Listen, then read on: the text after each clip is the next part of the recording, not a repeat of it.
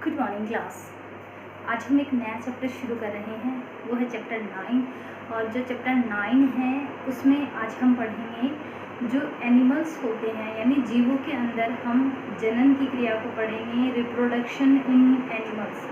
जितने भी जीव होते हैं उन जीवों में किस तरह से जनन की क्रिया होती है वो हम इस चैप्टर में पढ़ेंगे। ये चैप्टर स्टार्ट करें इससे पहले कुछ बेसिक चीज़ें हैं जो कि हम पढ़ेंगे आज। सबसे पहले हम बात करते हैं जनन की, जिसे कहा जाता है इंग्लिश में रिप्रोडक्शन। जनन या फिर रिप्रोडक्शन क्या होता है? गाय के बच्चे गाय के जैसे होते हैं, बिल्ली के बच्चे बिल्ली के जैसे होते हैं, बंदर के बच्चे बंदर के जैसे होते हैं और इंसानों के बच्चे इंसान के जैसे होते हैं। और अगर हम पेड़ पौधों की बात करते हैं तो आम के पेड़ से जो आम का जो बीज होता है, उसकी जो गुठली होती है उससे आम का पौधा बनता है, नीम से नीम का पौधा बनता है। तो जो जीव होते हैं, मैं सजीवों की बात कर रही हूँ, जो सजीव होते हैं वो अपने समान नए जीव उत्पन्न करने की क्षमता रखते हैं। यानी सजीवों में पाया जाने वाला वह गुण जिसमें वह अपने समान नए जीव उत्पन्न करने की क्षमता रखते हैं, इसे कहते हैं जनन, रिप्रोडक्शन। तो जनन का मतलब होता है अपने समान नए जीवों को उत्पन्न करने की जो क्रिया होती है उसको जनन या रिप्रोडक्शन कहा जाता है। अब हम बात करते हैं जनन की। तो जो रिप्रोडक्शन की जो प्रोसेस है, ये जो क्रिया है, ये इसके दो प्रकार होते हैं। रिप्रोडक्शन की अगर हम बात करें, जनन की बात करें तो दो प्रकार हम इसमें पढ़ेंगे। एक तो होता है लैंगिक जनन और एक होता है अलैंगिक जनन। अलैंगिक जनन जो होता है वो कम विकसित जीवों के अंदर पाया जाता है, और अगर हम बात करें लैंगिक जनन जो है वो अधिक विकसित जो जीव जंतु हैं उनमें पाया जाता है।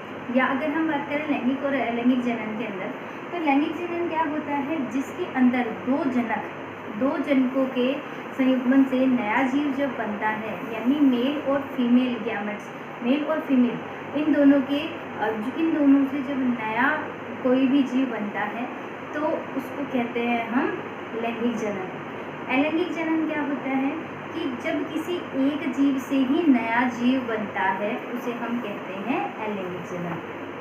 लैंगिक जनन की अगर हम बात करें तो एक तो इसके अंदर होगा मेल और एक होगा फीमेल, मेल और फीमेल, ठीक है। इन दोनों की जो जनन कोशिकाएं हैं, नर युग्मक और मादा युग्मक। अगर हम नर युग्मक की बात करते हैं तो शुक्राणु, और मादा युग्मक की अगर हम बात करें तो अंडाणु जो है वो जनन कोशिकाएं हैं। तो नर युग्मक और मादा युग्मक के आपस में संलयन से, इनके आपस में जुड़ने से जो नया जीव बनता है, तो ये जो जनन का जो प्रकार होता है उसे हम कहते हैं लैंगिक जनन। और जब किसी एक जीव से ही नया जीव बन जाता है, दो जीवों की ज़रूरत नहीं होती, एक जीव ही नया जीव बनाता है, उसे कहते हैं अलैंगिक जनन। लैंगिक जनन और अलैंगिक जनन के बारे में हमने पढ़ा। अब अगर हम विकास की बात करें तो जब लैंगिक जनन की हम बात कर रहे हैं जिसमें मेल और फीमेल यानी नर युग्मक और मादा युग्मक के जो जनन कोशिकाएं होते हैं, जो युग्मक होते हैं, उनका आपस में संलयन होता है, नया जीव बनता है। तो उसमें आधे लक्षण माता के जैसे होते हैं और उसके आधे लक्षण होते हैं पिता के जैसे। तो जो लैंगिक जनन होता है उसमें जीवों में जो परिवर्तन होता है वो अधिक होता है, यानी विकास की दर इसमें ज़्यादा होती है। अलैंगिक जनन में क्या होता है? एक जीव से नया जीव बनता है, यानी जो नया जीव बनेगा उसके अंदर जो गुणसूत्र होंगे वो उसी एक जीव के ही होते हैं। तो एक जीव से दूसरा जीव बना, उसी से फिर अगला जीव बना, तो जो गुणसूत्र होते हैं वही रिपीट होते रहते हैं सबके अंदर।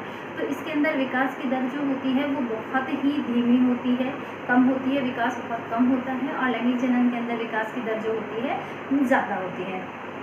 अब हम बात करते हैं इसके अंदर, आपको दो नाम लिखे हुए हैं यहाँ पे, जरायुज जंतु और अंडज जंतु। कुछ जीव ऐसे होते हैं जो कि अंडे देते हैं और ऐसे जीवों को कहते हैं हम अंडज जंतु, अंडप्रजक या अंडज भी कह सकते हैं।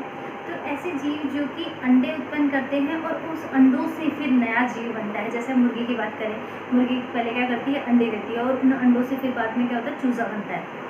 ऐसे ही और अगर हम दूसरे जंतु की बात करें, जो जंतु अंडे देते हैं वो अंडप्रजक या अंडज जंतु कहलाते हैं। और ऐसे जंतु जो कि अंडे नहीं देते, सीधे शिशु को उत्पन्न करते हैं, वो कहलाते हैं जरायुज। तो यहाँ पर ध्यान रखें अंडप्रजक और जरायुज जीव कौन से होते हैं। ऐसे जीव जो कि अंडे उत्पन्न करते हैं, अंडे देते हैं और उन अंडों से नया जीव बनता है, वो अंडप्रजक होते हैं। और जो बच्चे पैदा करते हैं वो होते हैं जरायुज। इसके बाद हम बात करते हैं अंडप्रजक और जरायुज की हमने बात कर ली, लैंगिक और अलैंगिक जनन के हमने समझ लिया। मेन जो है इन दोनों में डिफरेंस अगर आपको पता चल जाता है तो उसके बाद इन दोनों का जो कॉन्सेप्ट है वो इजीली क्लियर हो सकता है। अगर हम लैंगिक जनन की बात करें तो लैंगिक जनन में नर और मादा युग्मक जो होते हैं, यानी जैसे मान लीजिए नर युग्मक की हम बात करते हैं तो नर युग्मक यहाँ पे क्या होता है, शुक्राणु होता है। और अगर हम मादा युग्मक की बात करें तो मादा युग्मक क्या होता है, अंडाणु होता है। इन दोनों की यानी ये हो गई नर कोशिका और ये होती है मादा कोशिका, यानी नर युग्मक और मादा युग्मक। इन दोनों के केंद्रक आपस में जुड़ जाते हैं। इन दोनों के केंद्रक जब आपस में जुड़ जाते हैं तो इस प्रोसेस को बोलते हैं निषेचन या फर्टिलाइजेशन।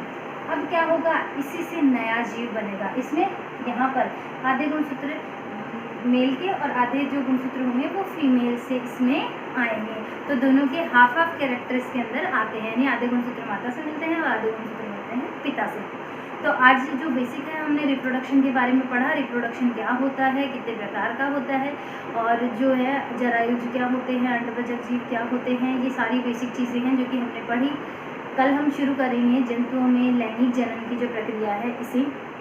आज के लिए जो आपके क्वेश्चन है वो क्वेश्चन नंबर फर्स्ट आपका है, वो है लैंगिक जनन किसे कहते हैं। आपको हमने डेफिनेशन लिखनी है। क्वेश्चन नंबर सेकंड, अलैंगिक जनन किसे कहते हैं। क्वेश्चन नंबर थर्ड आपका है जरायुज जीव किसे कहते हैं। और क्वेश्चन नंबर 4 जो आपका है वो है अंडप्रजक किसे कहते हैं। आपको ये चारों क्वेश्चन करने हैं। किसी भी क्वेश्चन में कोई प्रॉब्लम, कोई भी डाउट अगर आपके आता है तो जो मेरे नंबर हैं आप उनसे मेरे से कंसल्ट कर सकते हैं। Thank you.